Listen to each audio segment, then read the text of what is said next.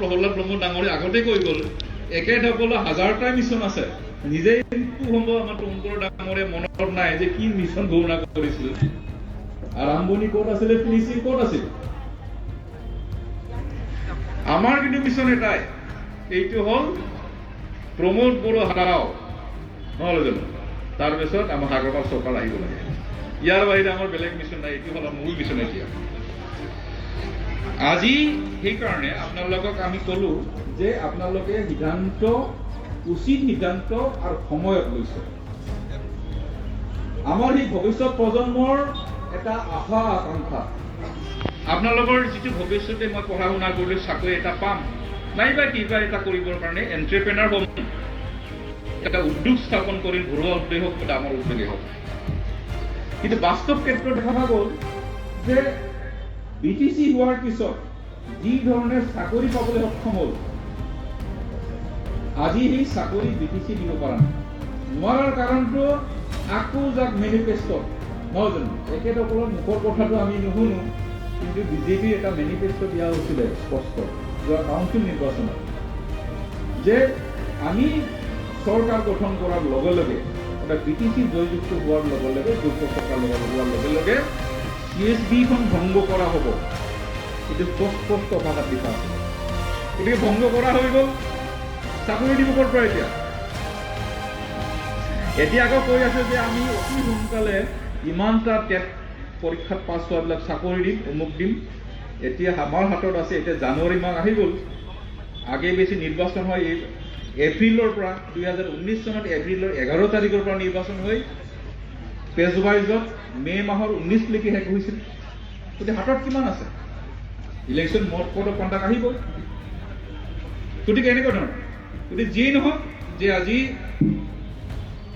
BPFৰ আপোনালোকে যোগদান কৰি পেলাই নিশ্চয় আপোনালোকে ভাবিব লাগিব বুজিব লাগিব ৰাইজৰ ওচৰত যাব লাগিব ক'ব লাগিব যে আমি BPFৰ যোগদান কৰিলোঁ কিয় যোগদান কৰিলে তিনিটা পইণ্টছটো কোৱা জানি থোৱা তিনিটা পইণ্টছ মান ভালছে নহয় জানো কিয় UPPলৈছে BPF কিয় ভাল আৰে আমাক চাৰ্টিফিকেটৰ প্ৰয়োজন নাই আজিৰ দিনত আগ্ৰহ মহিলামৰে 17 বছৰ শাসন চলালে কিবা চাৰ্টিফিকেটৰ প্ৰয়োজন নেকি কোনোবা চিনিব নোপোৱা আছে নেকি গতিকে মাত যদিও বা দিব পোৱা নাই নিশ্চয় একেজন কৰ্মৰ থ্ৰুৱেদি চিনাক্ত হৈ গ'ল আজি আমি য'ত থিয় দিছোঁ এই ওচৰত কোনোবা ডিষ্ট্ৰিক্ট ডেভেলপমেণ্ট চেণ্টাৰ বুলি আছে মুছলপুৰখন জিলা হেডকোৱাৰ্টাৰ সমগ্ৰ ভাৰতবৰ্ষৰ এটা গ্ৰীণফিল্ড ডিষ্ট্ৰিক্ট হেডকোৱাৰ্টাৰ অৰ্থাৎ চাব ডিভিজনৰ পৰা ডিষ্ট্ৰিক্ট হোৱা নাই একেবাৰে গাঁওটোকে একে লেটাৰীয়ে একে খোপতে ডিষ্ট্ৰিক্ট বনাই দিছে এইটো হ'ল বাক্সা জিলা কিহৰ কাৰণে হ'লে এইটো হ'ল BTC একৰ্ডত জড়িত হৈছে গতিকে আপোনালোকৰ ওচৰত মই এটা চেলেঞ্জ দিওঁ আজি যে পাৰ্টি যোগদান কৰাৰ পিছত কোনোবা এদিন আপোনালোকে সুন্দৰভাৱে দুটা একৰ্ডটো ভালকৈ পঢ়ি চাব BTC 2003 আৰু 2015 BPR একৰ্ডৰ মাজত কি ডিফাৰেন্স আছে এইটো চাওক তাৰপিছত BTR কি কৰি আছে এইটো চাওক কিমান লৈ কৰিব পাৰে একেলগে ক্ষমতা কিমান এতিয়া আমি মই সচৰাচৰ সেইটোকে ক'ম যে BTC একৰ্ডটো হ'ল সংবিধানৰ দ্বাৰা সংবিধানে গ্ৰহীত কৰিলে সংবিধানে সংশোধন কৰিলে কিমান এমেণ্ডমেণ্ট আছিলে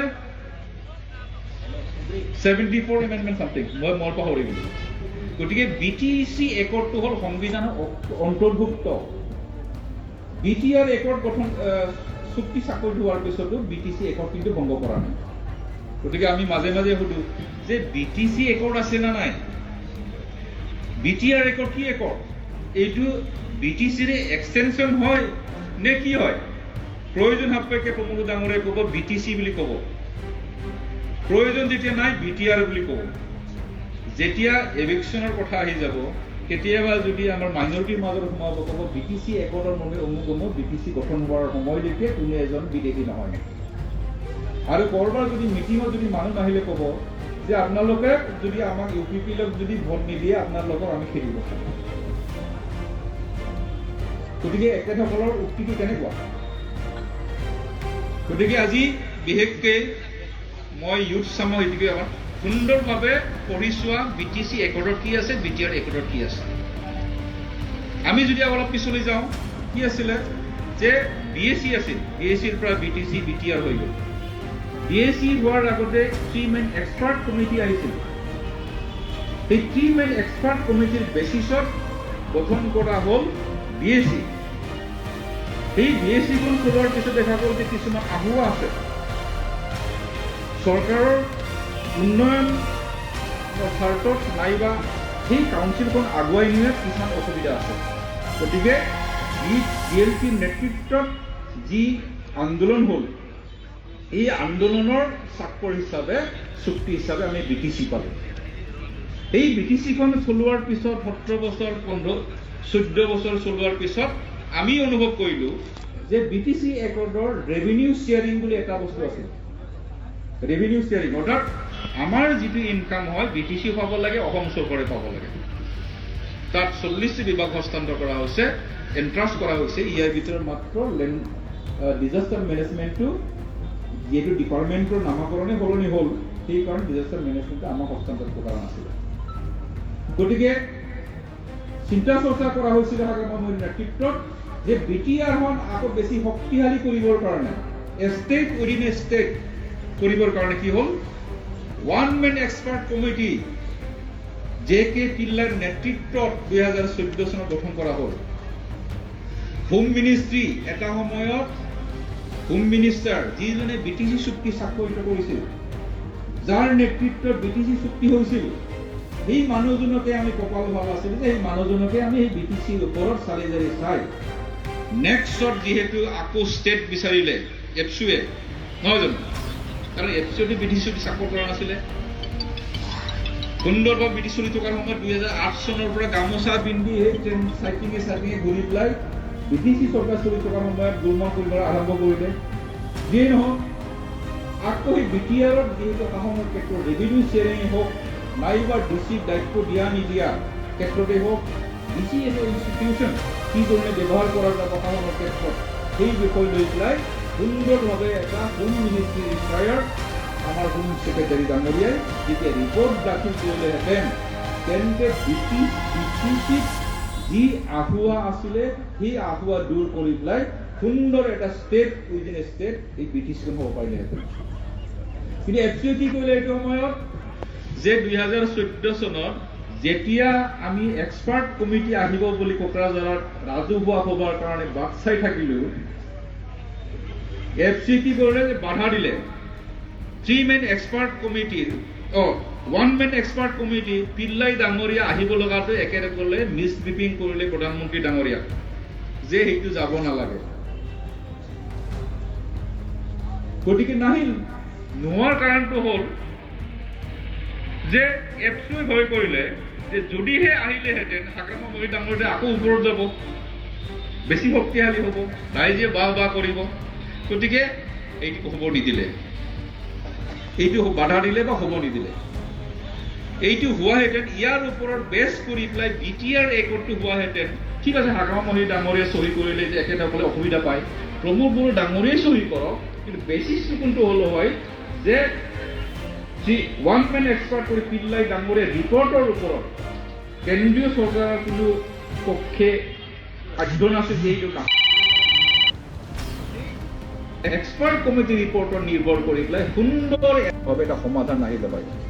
আৰু সমগ্ৰ ভাৰতবৰ্ষত এটাই কাউন্সিল হয়, যি কাউন্সিল শক্তিশালী কাউন্সিল, আৰু যি কাউন্সিলে আমাৰ প্ৰকৃত ৰাজনীতিক এছপিৰেশ্যন সম্পূৰ্ণ কৰিব পাৰিলেহেঁতেন, আৰু যাৰ বিশেষকৈ বিটিসিত যিটো আহুৱা যেনে অবড়োসকলৰ যি অসুবিধা আছিলে সেইটো দূৰ কৰি পেলাই এটা সুন্দৰ এটা কৰিব পাৰিলেহেঁতেন। কিন্তু কাৰ্যকেইটাই গোটেইটো ছাবটেজ কৰি পেলাই একফালে লৈ গৈ পেলাই ডাঙৰীয়াই যিটো ছেবটেজ কৰিব, অৰ্থাৎ সেইটো বেলেগ ফালে লৈ গ'ল। আৰু লোৱাৰো কাৰণ আছে, কাৰণ একেতে এপচু যদিও বা কৰিছে, একেতে বেলেগৰ এটা এজেণ্ট হিচাপে কাম কৰিছে, এজেণ্ট হিচাপে কাম কৰিছিল। যিকোনো প্ৰকাৰে শক্তিশালী কাউন্সিলটোক নষ্ট কৰিব লাগে, গতিকে এজেণ্ট হিচাপে কাম কৰিছে। গতিকে কাৰ্য সিদ্ধি হৈ গ'ল। তেওঁতো কোনো এটা প্ৰকৃততে এপচুৰ কাৰণে কাম কৰা নাই, এপচুক এতিয়া হাতী কিবা ব্যৱহাৰহে কৰিছে। একেটো হ'ল প্লান্টেড এটা এজেণ্ট। যিকোনো প্ৰকাৰে বিটিসি অঞ্চলৰ বা এই অঞ্চলৰ যিটো BTCৰ উন্নয়নৰ যিটো ধাৰা আহিছে, ঢৌ আহিছে, যিদৰে ৰাইজে একত্ৰিত হৈ কৰি পেলাই এই অঞ্চল শান্তি স্থাপন কৰিলে ইয়াক যিকোনো প্ৰকাৰে বিনষ্ট কৰিব লাগে আৰু অশান্তি সৃষ্টি কৰিব লাগে। গতিকে একেটা কাৰ্যত কিন্তু কৃতকাৰ্যতা হৈ গ'ল। আমাৰ ইয়াত উঠি অহা ল'ৰা ছোৱালীবিলাকে বুজি নাপালে। গতিকে মই আহ্বান জনাইছোঁ, আপোনালোকে প্ৰতিটো বিষয়টো ভালদৰে বিবেচনা কৰক, ষ্টাডি কৰক। আমি এৰি থৈ অহা 17 বছৰটো কেনেকৈ এক্সপাৰ্ট কমিটি ডিৰেইল কৰিলে, উদ্দেশ্যৰ পৰা ডিচাইড কৰি পেলালে, কেনেকৈ BTC শক্তিশালী BTC আকৌ তলত নামিল, আৰু ইয়াৰ কাৰণে দায়ী কোন আছে, গতিকে সেইটো বুৰঞ্জীয়ে কেতিয়াও পাহৰি নাযায়। গতিকে মই আপোনালোকক আহ্বান জনাইছোঁ যে এটা সময় লওক আৰু BTC এককৰ ওপৰত যিসকলে নতুনকৈ যোগদান কৰিছে একেলগে সুন্দৰভাৱে ষ্টাডি কৰক। তাৰপিছত সংবিধানখন চাওক, PPF-ৰ মেনিফেষ্টোটো চাব, তাৰপিছত আপোনালোকে সিদ্ধান্ত লওক আৰু ৰাইজৰ মাজত সোমাওক। আৰু আমাৰ উদ্দেশ্যটো হ'ল যে যিকোনো প্ৰকাৰে আমি BTC একৰটো আকৌ প্ৰণয় কিবা হোৱাটো আমি বিচাৰোঁ। গতিকে মই এইখিনি ক'লোঁ। আকৌ দুহাত কথাৰে মই প্ৰত্যেক সামৰিছোঁ। ধন্যবাদ।